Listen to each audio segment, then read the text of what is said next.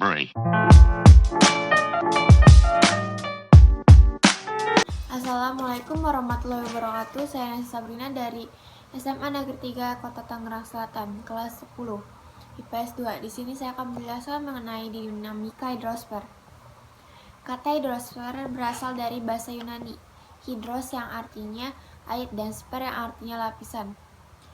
Hidrosfer berarti lapisan air yang ada di permukaan bumi, yaitu meliput air yang ada di permukaan maupun di bawah permukaan bumi. Yang pertama, kita akan membahas mengenai siklus air. Secara alami, air di bumi selalu bergerak hingga terbentuknya daur atau siklus hidrologi. Siklus ini terjadi melalui proses-proses berikut ini. Yang pertama, proses evaporasi. Yang kedua, proses sublimasi. Yang ketiga, proses transpirasi. Yang keempat, proses evapotranspirasi. Yang kelima, proses kondensasi. Yang keenam, proses adveksi. Yang ketujuh, proses precipitasi. Yang kedelapan, aliran permukaan. Yang kesembilan, infiltrasi. Selanjutnya, siklus air sendiri dibedakan menjadi 3 macam, yaitu siklus air pendek. Air lautnya mendapat sinar matahari kemudian mengalami penguapan yang semakin lama semakin banyak. Yang kedua, siklus sedang. Air lautnya yang dapat sinar matahari kemudian menguap. Uap air tersebut terbawa oleh angin ke daratan. Yang ketiga, siklus panjang. Siklus ini terjadi karena pengaruh panas sinar matahari yang mengakibatkan air laut menguap. Selanjutnya, bentuk-bentuk hidrosfer. Yang pertama, air tanah. Dapat disebut aliran yang secara alami mengalir ke permukaan tanah melalui pemancaran atau rembesan. Air tanah juga dapat dibedakan berdasarkan asal airnya, yaitu sebagai berikut. Air tanah meteorik, air yang berasal dari air hujan dan geyser.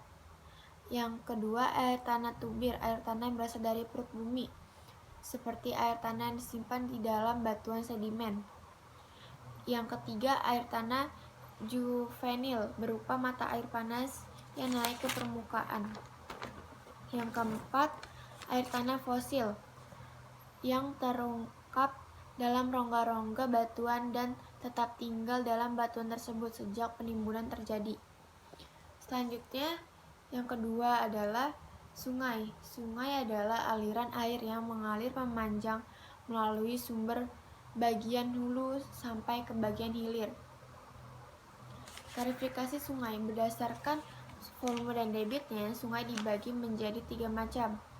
Yang pertama, sungai episodik atau sungai permanen. Yang kedua, sungai periodik atau sungai non-permanen.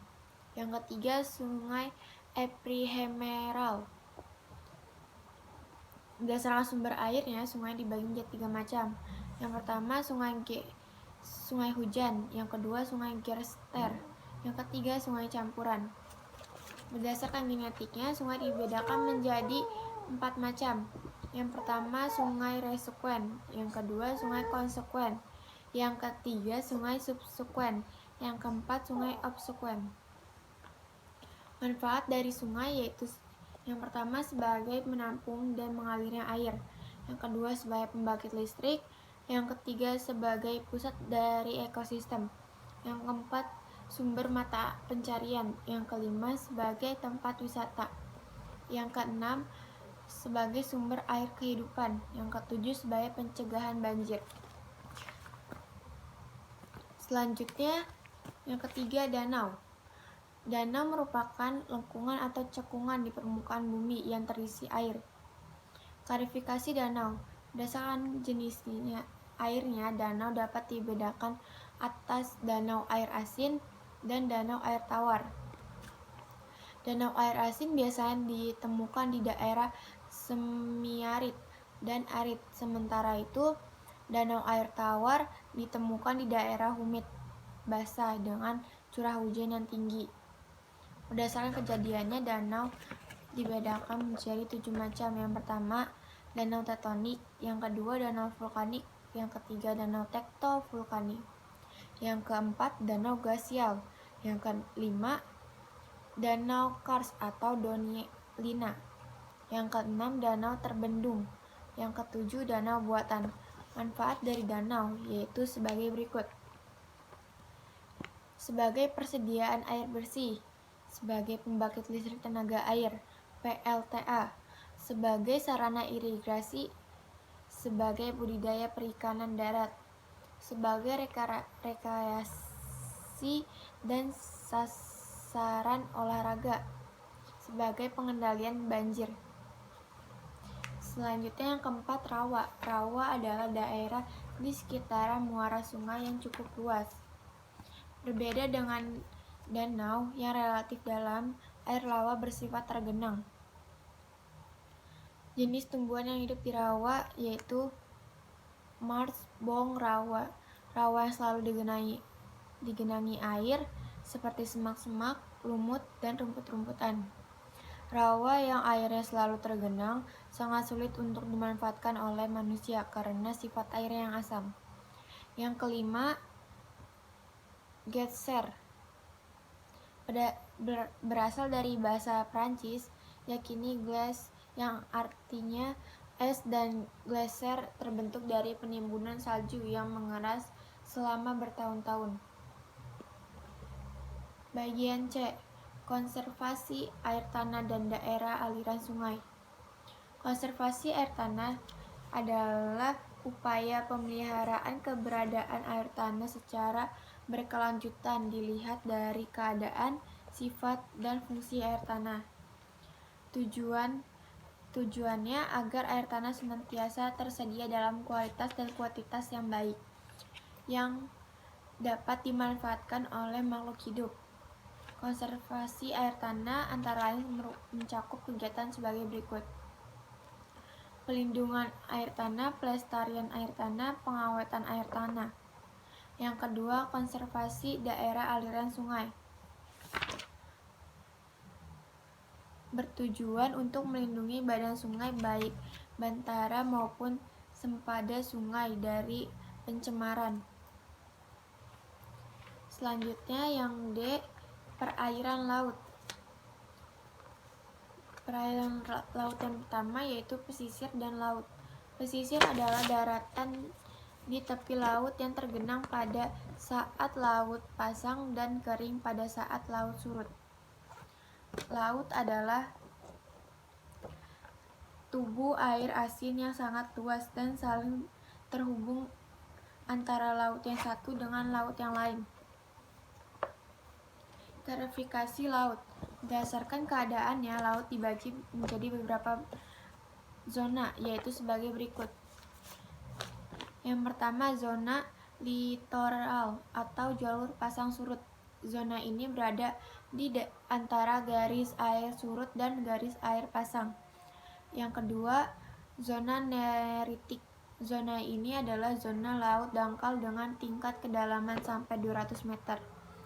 Yang ketiga, zona bahial atau zona laut dalam. Zona ini berada di kedalaman 150 sampai 1800 meter. Yang keempat, zona absial. Zona absial adalah zona laut dengan kedalaman lebih dari 1800 meter. Yang ketiga itu metafologi dasar laut. Metafologi dasar laut seperti halnya daratan, tidaklah datar. Metafologi dasar laut adalah hasil dari peristiwa tektonik.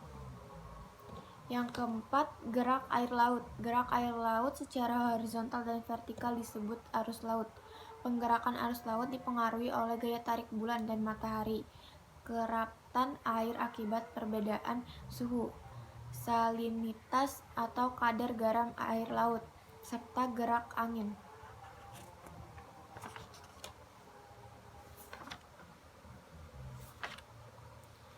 Yang ke-E selanjutnya adalah batas laut teritorial, landasan kontinen, dan zona ekonomi eksklusif. Yang pertama, batas laut teritorial adalah batas laut kedaulatan pemerintah Indonesia. Pada tanggal 13 Desember 1957, pemerintah Indonesia mengeluarkan Deklarasi Juanda. Deklarasi ini menentukan batas laut teritorial, yaitu batas laut yang ditarik dari garis ujung pulau-pulau atau pantai terluar dengan jarak 200 mil ke laut bebas. Yang kedua, batas landasan kontinent adalah dasar laut dilihat dari segi geologi maupun morfologi yang merupakan kelanjutan dari kontinent.